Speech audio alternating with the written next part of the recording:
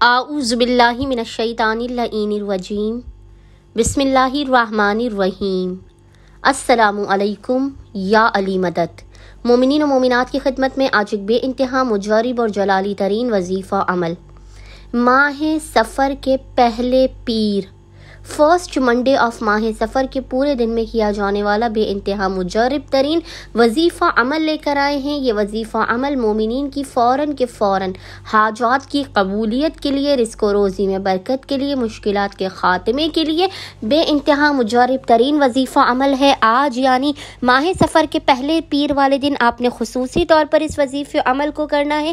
اس کے علاوہ بھی آپ جب بھی پریشان حال و مصیبت زدہ ہوں، حاجات قبول نہ ہو رہی ہوں، تو فوراً کے فوراً اس عمل کے مکمل ہونے سے پہلے اپنی حاجات کو خداوند متعال کی بارگاہ میں صدقہ محمد و آل محمد قبول و مقبول کروانے کے لیے مومنین اس وظیفے عمل کو لازماً کریں، خود بھی اس وظیفے عمل کو کریں، دیگر پریشان حال مومنین تک اس وظیفے عمل کو پہنچائیں۔ یہ اس قدر مجرب ترین ذکر ہے تسبیح کا کہ اگر آپ نے اس وظیفے عمل کو کیا تو خداوند متعال اپنے غیبی خزانوں سے آپ کو نواز دے گا۔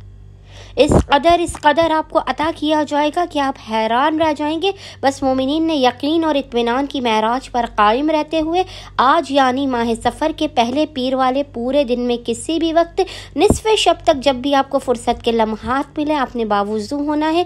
باوضو ہونے کے بعد محمد اور آل محمد پر اول و آخر 14 مرتبہ 14 ٹائمز درود بھیجنے کے درمیان میں ایک تسبیح 100 ٹائمز 100 مرتبہ اس ذکر کی تلاوت کرنی ہے۔ ذکر آپ کو انشاءاللہ تعالی اسکرین پر لکھا ہوا نظر آ رہا ہوگا، اور وہ ذکر ہے یا اللہ یا رحمان یا رحیم بحق بسم اللہ الرحمن الرحیم۔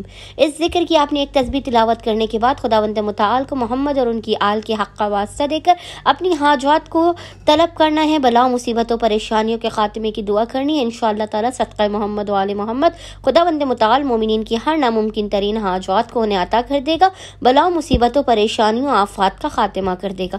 اللہم صلی علی محمد و آل محمد وعجل فرجہم اجمعین۔